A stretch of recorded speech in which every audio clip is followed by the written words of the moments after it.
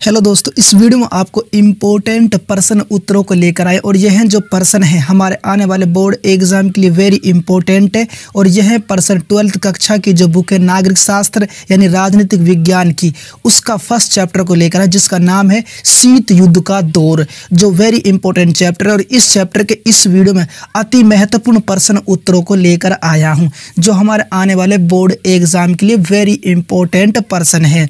और इसका जो पहला जो प्रश्न है इस चैप्टर का वह है इस प्रकार से, जैसे कि शीत युद्ध से क्या अभिप्राय है, यानी शीत युद्ध से क्या अभिप्राय, क्या है इसका मतलब शीत युद्ध से, ठीक है ना। और ये इंपॉर्टेंट प्रश्न है। इसका उत्तर इस प्रकार से, युद्धोत्तर काल में उत्पन्न हुए सामान्य तनावों, विशेषतया अमेरिका एवं सोवियत संघ के संबंधों के बीच के तनावों को सामूहिक रूप से अभिव्यक्त करने वाला सबसे अधिक उपयुक्त शब्द ही शीत युद्ध कहलाता है।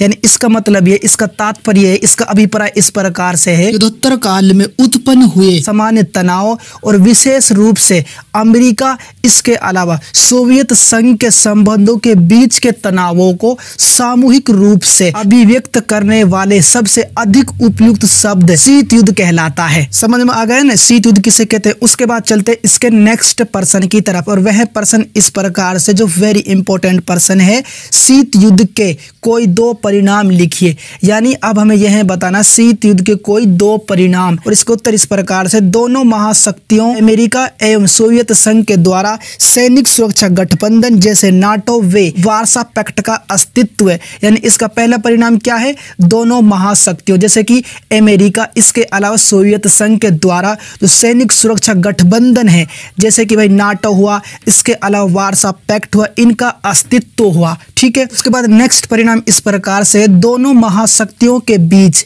सशस्त्रीकरण की होड़ का होना।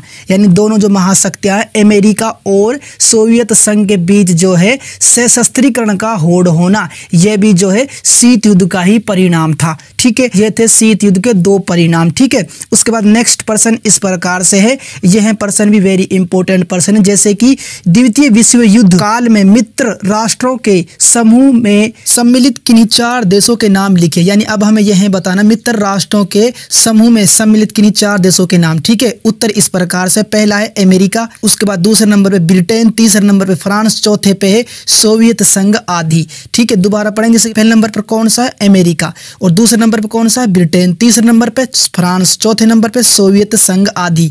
ये थे मित्र राष्ट्रों के सम्मिलित देश, ठीक है, क्लियर यहाँ तक।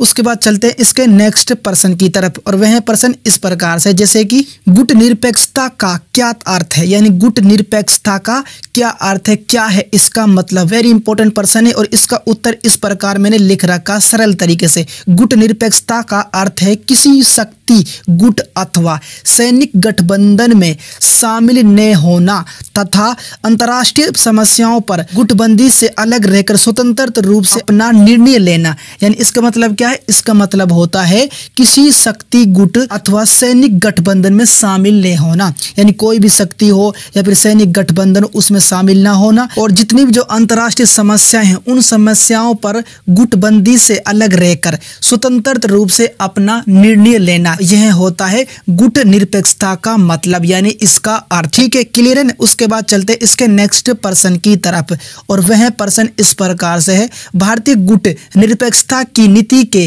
किन्हीं दो मुख्य तत्वों का उल्लेख कीजिए। यानी जो भारतीय गुट निरपेक्षता है इनके किन्हीं दो मुख्य तत्वों का उल्लेख करना है, ठीक है। इसका उत्तर इस प्रकार से, और इसका पहला तत्व इस प्रकार से, गुट निरपेक्षता एक स्वतंत्र विदेश नीति है। यानी गुट निरपेक्षता क्या है, एक स्वतंत्र विदेश नीति, ठीक है, ये इसका पहला तत्व है, ठीक है। उसके बाद नेक्स्ट, यह नीति सैनिक गठबंधनों का विरोध करती है।